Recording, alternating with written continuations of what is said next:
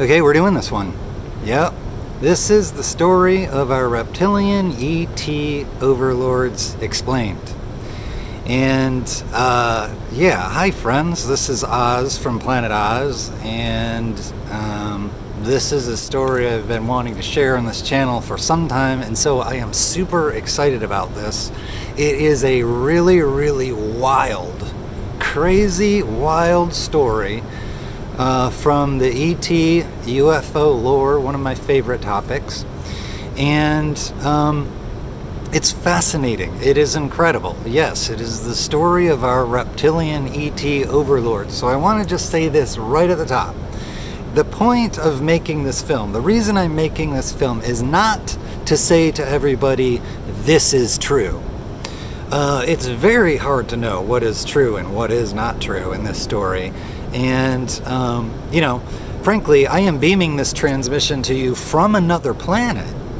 And still, I don't know. It's a tough one. But there is value in talking about it, because just to give a little reptilian ET overlord background here, this involves a grand story covering over 100 years, and it involves little snippets that I heard over a lifetime of fascination with the ET UFO topic. I would hear these little snippets. People would say, oh, you know, the Nazis had flying saucers, and oh, there's ET bases in Antarctica, and our government is and governments worldwide, strings are being pulled. We're all under the thumb of lizards.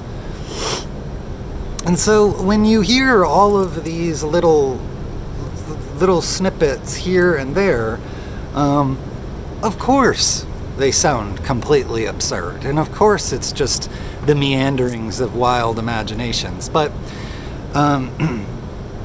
after many years of looking at stuff, lots of documentaries, many books, finally at some point there came a moment where I was like, oh, I see. There is a coherent narrative. There is a coherent story, partially backed up by historical events and data that's out there, and all together this creates a story that makes sense. When people just throw out there, oh, the Nazis had UFOs, oh, there's bases in Antarctica, little things like that, it doesn't make sense. And I never really found a source that like tied it all together, as I'm going to attempt to do for you in a moment. But anyway, the reason that I'm making this film now is so that you don't have to watch 1,000 UFO documentaries and read all these books in order to understand the story. Again, it doesn't make it true. I'm not saying it's true, I'm just saying it's coherent. You can't even really gauge an opinion on whether it's true or not unless you're looking at a coherent story. An incoherent story is, of course, going to be ridiculous and dismissed.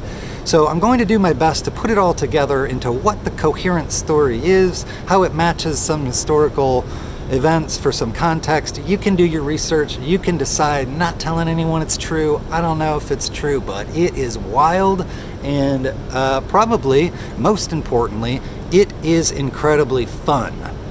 This fun aspect, the ET topic, the UFO topic, it's very fun. And when you go online and you hear people talking about it, they get real serious. People get angry, people get upset, people want everyone to agree and whatever, and it's just like, relax.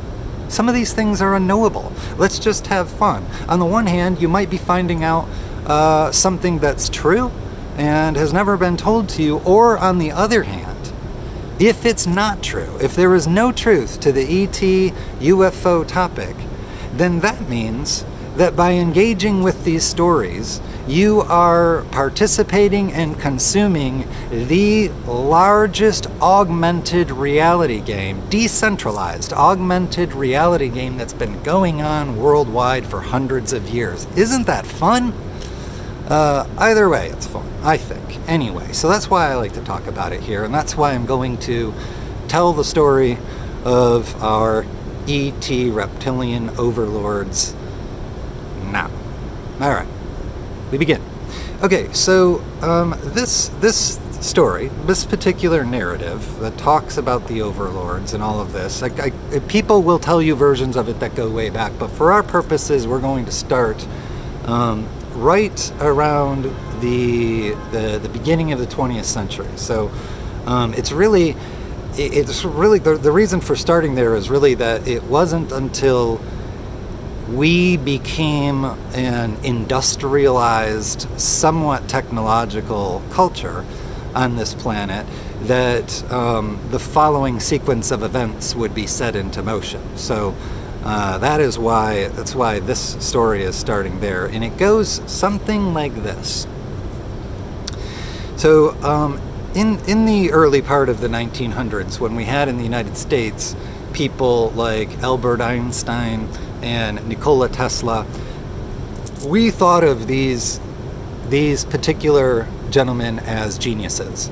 They were geniuses with brilliant minds. For some reason, their brains were just superior to the rest of ours, and they had superior abilities, and they were working magic on their chalkboards and sharing it with us. That's kind of the Western attitude about the geniuses we had and where they were getting their information. And if you asked Einstein or Nikola Tesla, they might also say, it's coming from my head, I don't know. So the source of it, who knows? But over in Germany, and this is particularly talking about World War I going into World War II, but especially World War II. And what is going on over there is a little bit different. And the reason is because while the Western governments were very rational, science-minded, very kind of grounded, earthy, material worldview, the Nazis, in particular, were not like that. There was certainly a big part of their operation that was like that, political, military, terrestrial, all of that stuff. But the Nazis were also really into the occult, and felt that that knowledge and learnings and stuff from the occult could benefit their rise to power. The United States didn't look at things that way. So this brings us to a group of women in Germany who were channelers, and I don't know what their overall deal was, but they called themselves the Vril Society, V-R-I-L, and it was a group of women who grew their hair down to their ankles, saying that the hair functioned as antennae to better enable their communication with extraterrestrials, and that's what they were doing. They were communicating with extraterrestrials. Now, it should be noted at this point in time in German history, the Nazi Party wasn't yet what we know it is now. This was when it was coming into power or assuming power, but a lot of what we know about them now wasn't known at the time. So from accounts and stories I've read about it, these women who were in this Vril Society, they may have looked strange, but they weren't sinister. They didn't have sinister intentions. Really, what they thought they were positively minded, positively oriented, patriotic Germans who had come into something that they felt could benefit their country, and so they were sharing it. They started sharing it with the Nazis. So, presumably if something like this had happened in the US, it would have just been, laughed off. But the Nazis, being into the occult and into information like this, decided to take it seriously, and so they listened to what the Vril Society women had to say, and then convinced that there was real contact there, they wanted to get involved. They wanted to get in on the conversation. They wanted to find out how much information could be gleaned from these incredible sources. And so, as the story goes, the information that they were getting from the Vril, and incidentally, I don't know if the Vril knew who they were speaking to at the time, because this was happening through consciousness. As far as I know, I don't think they were conjuring or visiting with physical beings, But what we would come to understand later, if you want to understand the coherence of this story, maybe true, maybe not, up to you, but the coherence, in order to understand the coherence of it, yes, looking at it in hindsight, who were they talking to? They were speaking to what people commonly refer to as the Draco, the Reptilians, the Orion group. There's a lot of names for these particular beings, but suffice it to say, they're a group that is typically regarded in the lore as negatively oriented, reptilian, and very interested in Earthlings, and manipulating things from behind the scenes. So this is the gist of where this reptilian idea. And it's funny, just last night I was talking to my wife about that show V from the 80s, and we went online and looked up the moment where the baby is born, and then the lizard tongue comes out. Ah, amazing. Anyway, I digress. So this whole lizard lore is all based on this idea, and this is where the seeds of it come from. And anyway, so the Vril Society may have been talking to perhaps negatively oriented entities, but they didn't really know that. They just thought their country was good. They were getting info. Let's share it with the Nazis. So there were two. Well, I mean, there was a lot of supposedly very important information that was gleaned from these contacts that were ongoing. But two things in particular I'm going to talk about over the next few minutes. And the first one is they were able to channel and receive information that showed them how they could build extraterrestrial craft and hardware using terrestrial materials. So no aliens had to land, no intergalactic trade deals had to be made. This was information and information only. Essentially the blueprints, the instructions, downloaded, this is how you do it. And after that, the Vril Society, you can look up, you can see pictures of Orsic, I think her name is, Orsich, Maria Orsich. You can see stuff about them. I'm just going to kind of note here when things come up that I mentioned that you can look up and find out stuff about on your own. So Maria Orsich and the Vril Society, you can look that up. And now this next thing you can look up too, which was the first or early information they got that they used to create something that's called the Nazi bell. And so if you look up this Nazi bell, it's called such because it's shaped like a bell. It really does look like a bell. And anyway, what this was it was not a flying saucer exactly, but it was the engine of a flying saucer. And so this, I believe, I'm going to butcher this, but it has something to do with liquid mercury spinning incredibly fast inside this thing while it's blasted with high voltage energy. That's in a nutshell, I think, what the bell was. And so this, of course, took the Nazis quite a while to develop and get to where it was working. And so if you want to look up stuff about the Nazi bell, you can think, I don't think there's pictures, but you can find, blueprints, diagrams, stuff that's, was allegedly recovered and put together by sources who are familiar with it. Anyway, so that's the Nazi bell. So they get the Nazi bell working, and now they have effectively the engine of a flying saucer. That was the hard part. The engine had to go in the center of whatever the craft was, but building a disc-shaped shell around it, a fuselage to carry people and whatever, put weapons on, all of that stuff, that was the easy part. The hard part apparently was building this bell. So once they have this bell created, they then start putting these shells around it, these discs, essentially making themselves flying saucers which is another thing you can look up. They're referred to as Haunebu. Haunebu craft, Haunebu, I believe. So the Haunebus were, even the designs, even the illustrations. Again, this is fun. Look it up. It's fun and it's cool and it's funny. It's like it looks exactly like you would imagine a flying saucer made by humans with terrestrial material and guns and stuff like that. That's a Haunebu.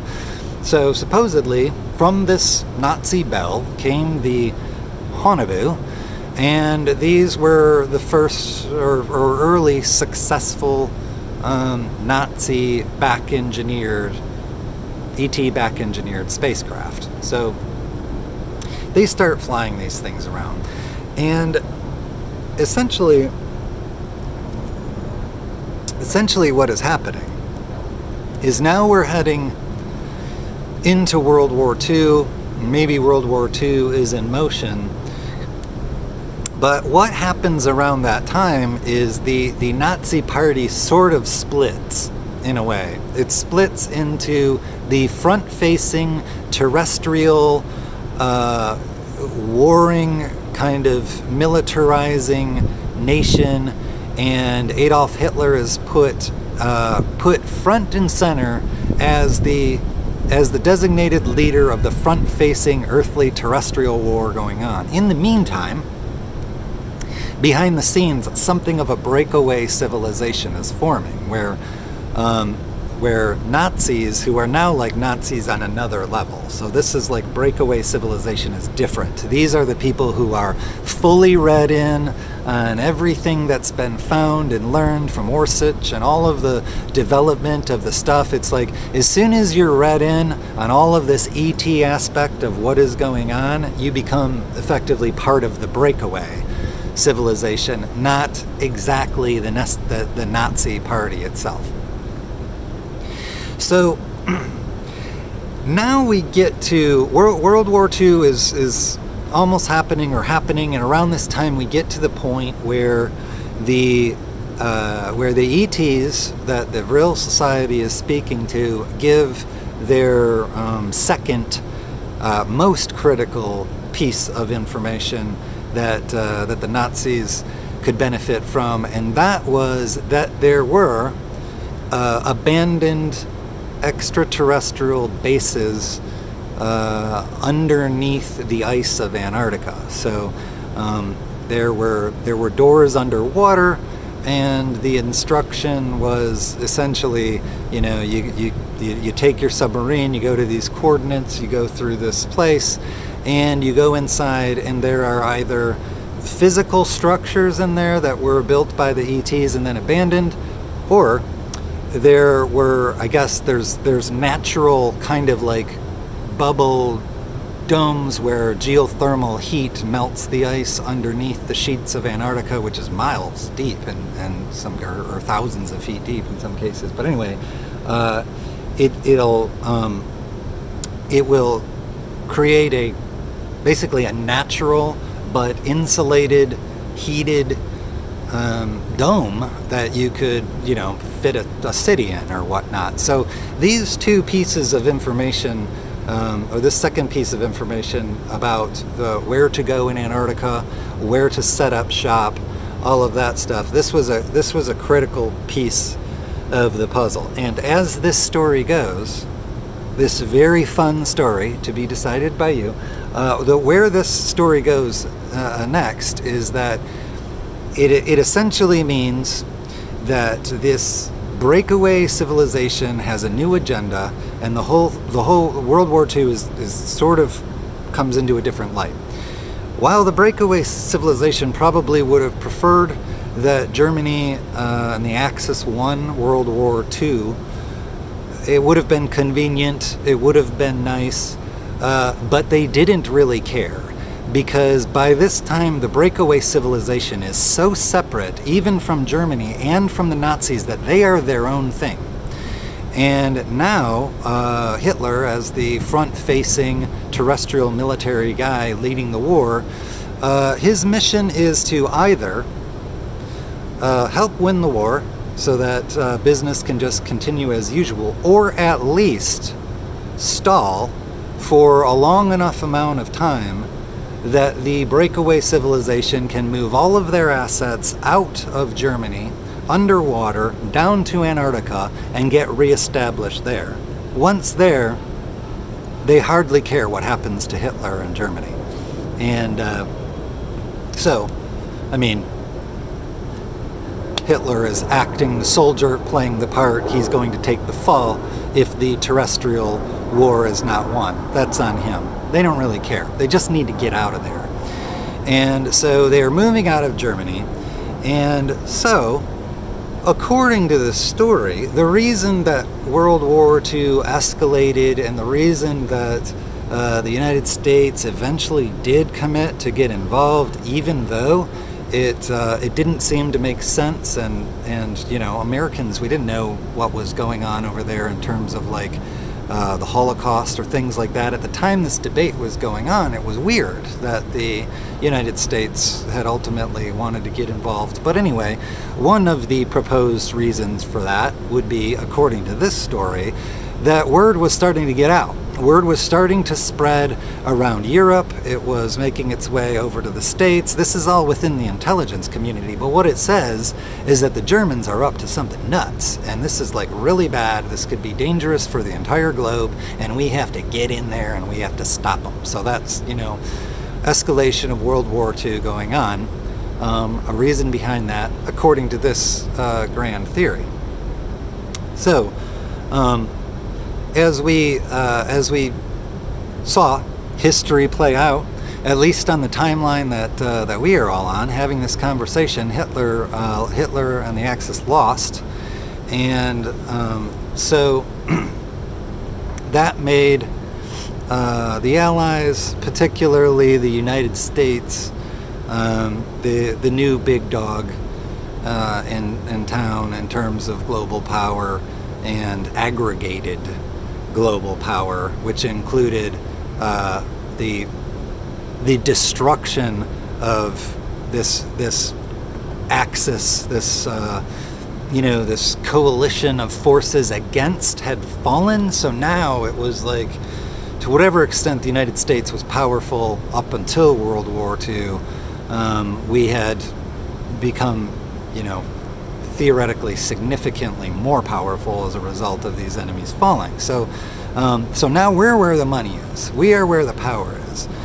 And in the meantime, the breakaway civilization, even though Germany lost, even though Hitler lost, maybe they had to leave sooner than they wanted to, but the broad point is the breakaway civilization did, according to the story, make it to Antarctica, did set up shop down there, did continue their work of back engineering these craft, producing more of it, refining it, and you know, I now and in the lore, they're basically no longer really even talked about as Nazis exactly. They are now this breakaway civilization. It's its own thing.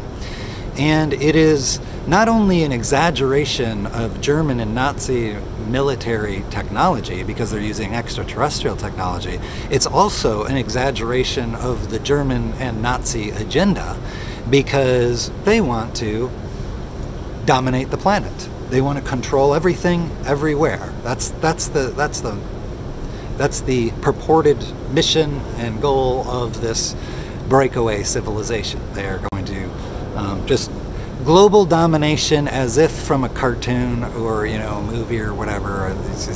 the villainous concept. So anyway, they're down there in Antarctica doing their thing, and that they did this was not a secret completely kept from intelligence of the intelligence of the breakaways' enemies. This would have been known by European intelligence, would have been known by the US intelligence. It was known that these breakaways left. It was known that these key, very powerful people with a lot of money and a lot of military hardware had escaped and gone down to Antarctica. And so at this point, there's another aspect of the story that you can cross-reference with history to see if this piece connects, but in 1946, I believe it first started.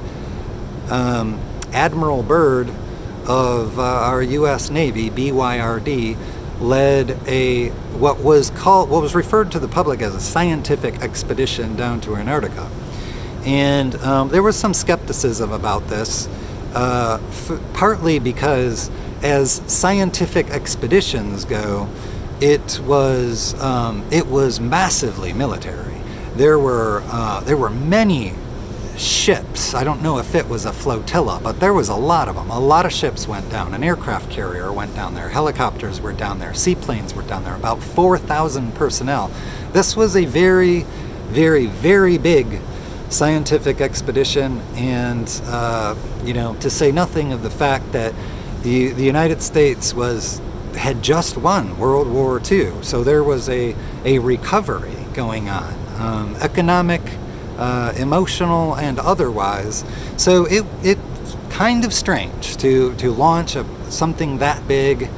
I think, in fairness to them, they said they were worried about enemies flying over the South Pole and coming to attack us. But so Byrd goes down there, and he's down there for a few months. But I do believe that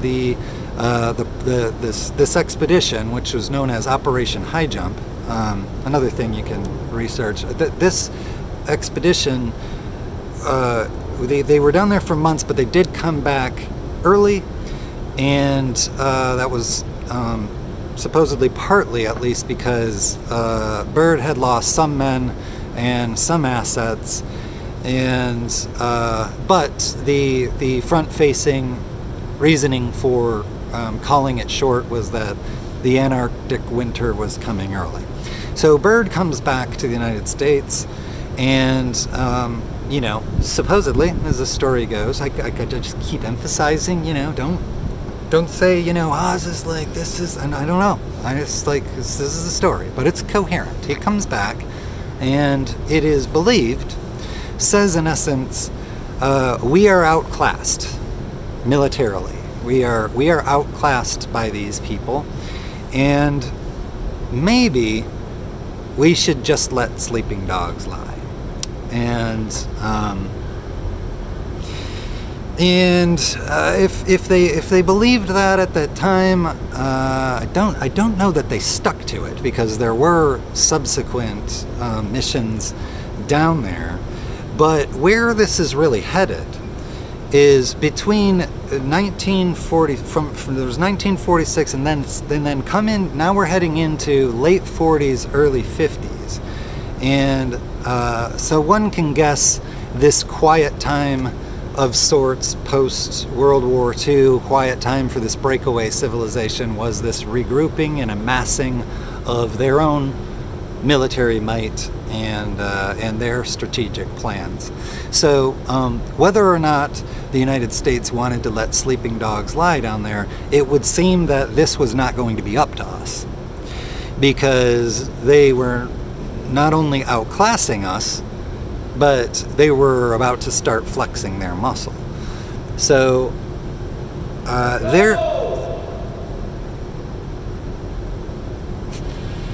So anyway, I think that guy is just wowed at like this breakaway civilization story. I think his mind is just blown. Anyway, so yeah. So the breakaway civilization is now ready to go forward with its agenda of global domination, flexing its military might, and this agenda is intended to ultimately be done behind the scenes. In other words, it was not ever their plan to get 50 of their flying saucers and just storm the coast of their enemies and take over everything. That wasn't what they were doing. They wanted to be behind the scenes. They wanted to be the shadows who had the real power, who had the ultimate power, the ultimate wealth, if that's what they wanted, the ultimate everything. But not the credit. They didn't care about the credit, didn't want to be, in fact, they wanted to be secretive.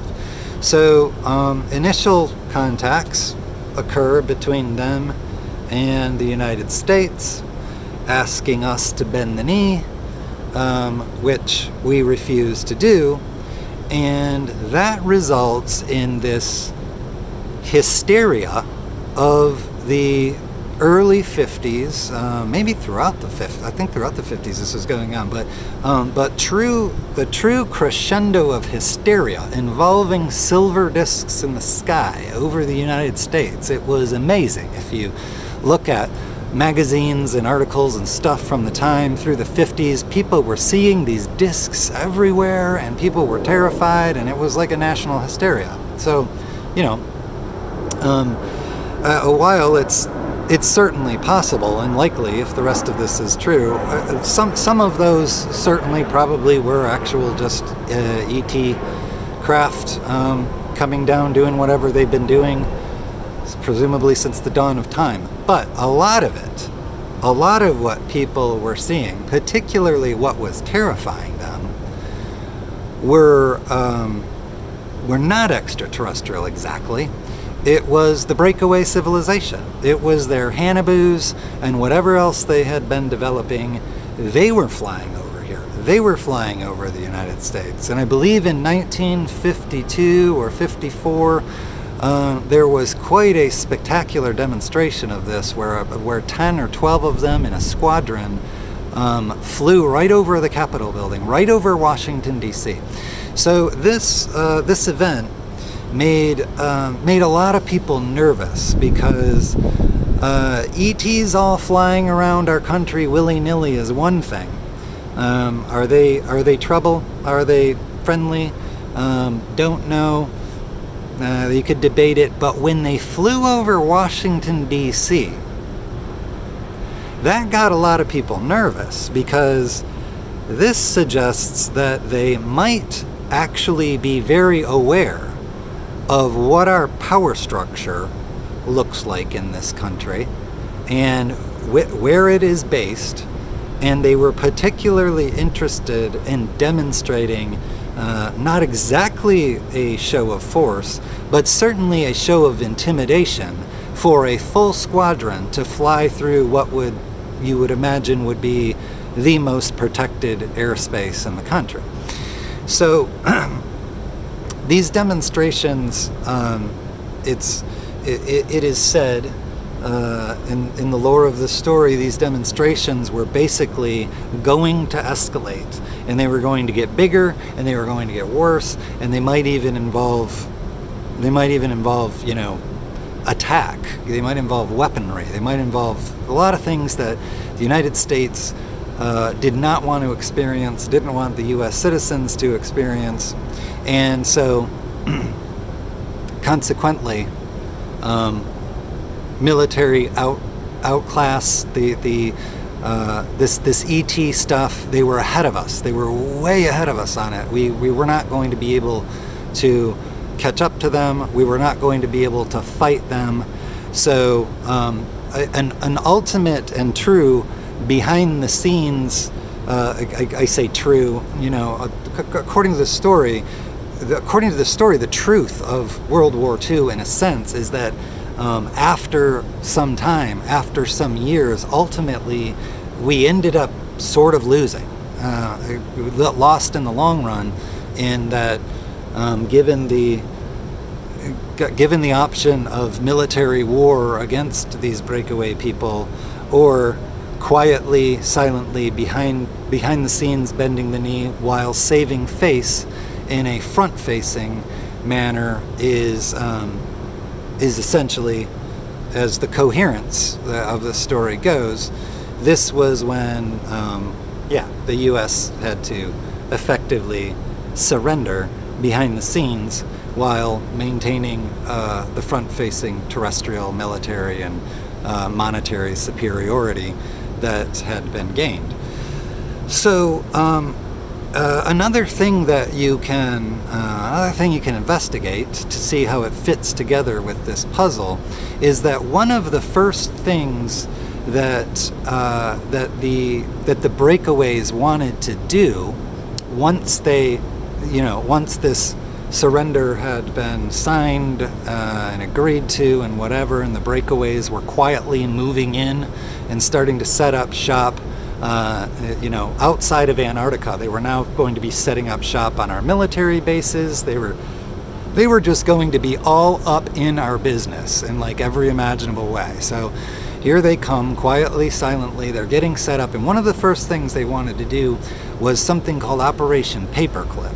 And if people are familiar with Operation Paperclip, it is something that sounds very weird on its surface.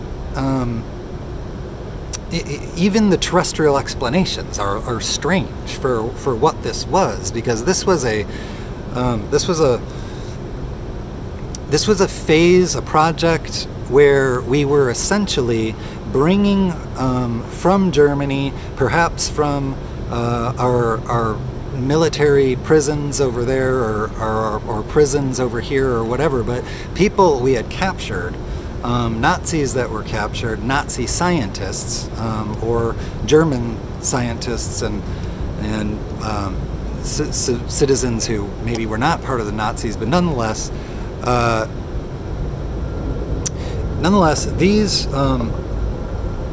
these people were brought over to the United States through Operation Paperclip, which basically was, according to this story, the idea here was that the Breakaway Civilization wanted to unify the wealth and the power that they had acquired by effectively defeating the United States. They wanted to unify that with the scientific brain trust, particularly related to the extraterrestrial technology. Some of these key people that they very much valued and very much wanted, who were in US or Allied custody after World War II ended. So, you know, I don't know what the historical precedent on these things are. I don't know how many times something like this has happened, but, you know, a lot of people kind of cocked a puzzled eyebrow at this idea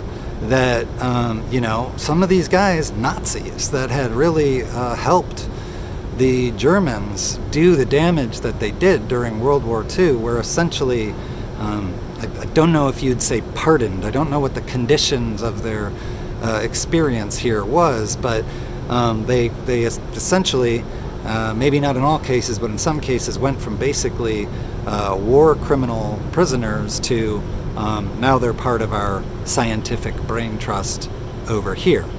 And if that sounds weird on the face of it, then yeah, a lot of people thought so. And also because of that weirdness, well, it makes sense if in fact they were not over here just quietly and politely helping their former enemies as a way to avoid prison or execution. Actually, the Breakaway Civilization, if they were behind Operation Paperclip, it totally makes sense. So they bring all of these scientists over here, and now, I mean, if they were unstoppable before, they are completely unstoppable now, because they've got all of this brain trust. They've taken over the United States behind the scenes, and you know, they basically have executed and succeeded in their grand goal of global domination. And so, yes, all the while, to whatever extent, somewhere along the line, people were perhaps having face-to-face contact, perhaps, you know, seeing through ritualistic or whatever they were doing to communicate with these people. It's eventually coming to be known that these are reptilians, reptilian ET species that is actually behind all of this. And so this leads to the, you know, the grand final conclusion, the big story that there is a shadow of reptilian ET overlords running the whole show from behind the scenes. And so anyway, that is the coherent story of how we basically put all of these weird elements fall into these pieces. They create a coherent story of World War II, the Breakaway Civilization, the bases in Antarctica, the flyovers in the 50s in the United States, and then ultimately this idea that we have reptilian overlords. But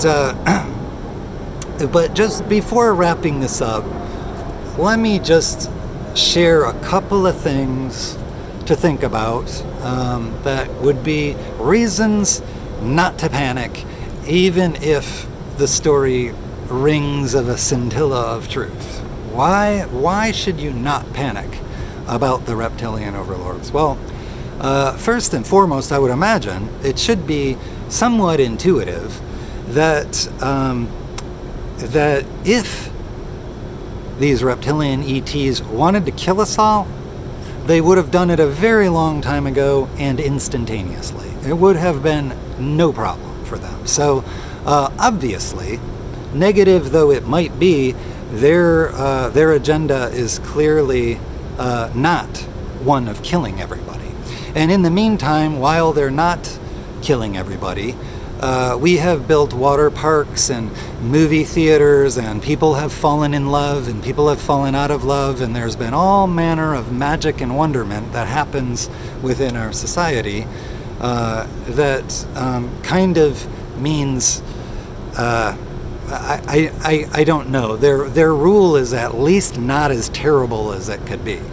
Not to say this realm is a beautiful walk in the park all the time, but it certainly doesn't feel as viscerally dystopian as one would imagine a ruthless group of reptilian overlords to be.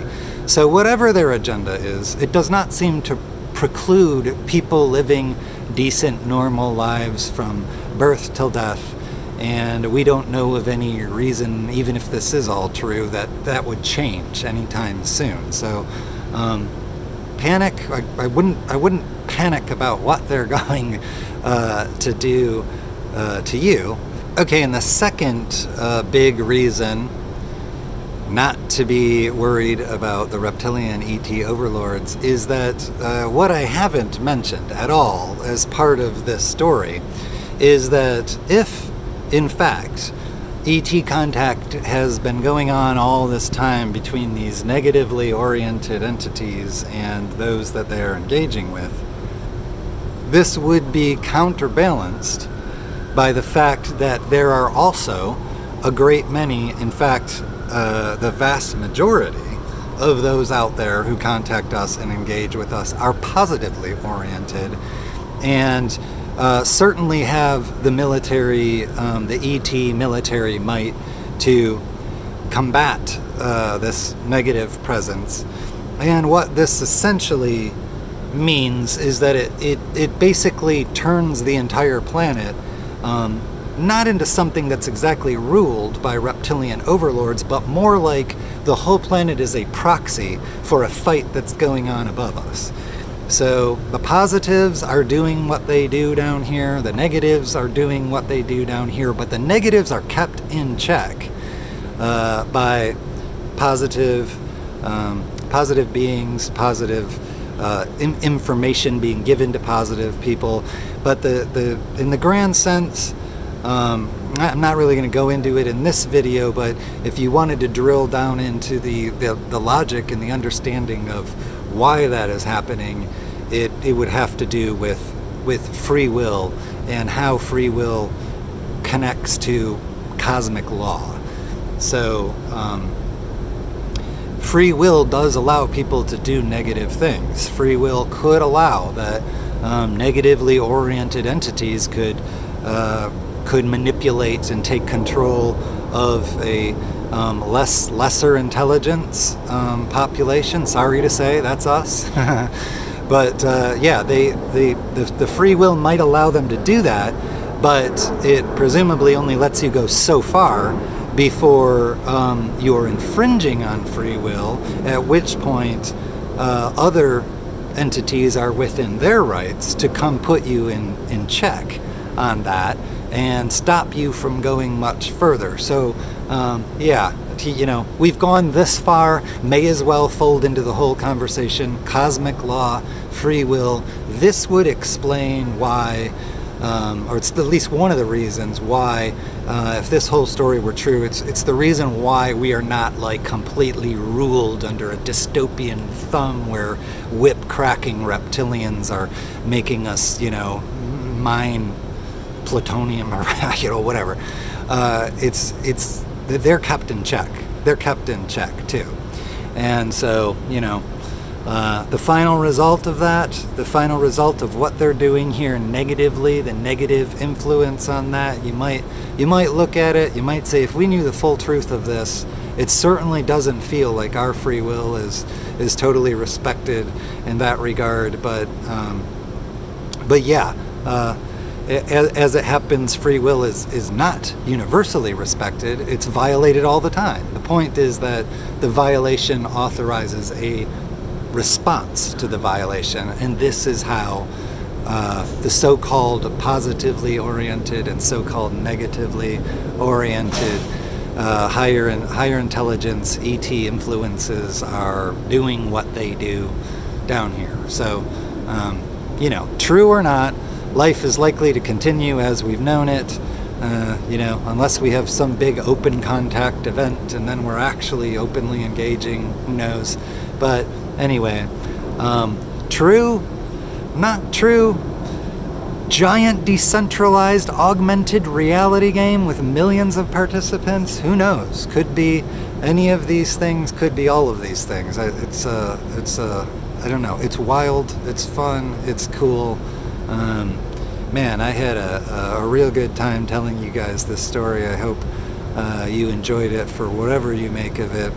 And yeah, with that said, just you know, keep your eyes out for lizard people, and otherwise, you know, don't forget the UFO ET topic is fun.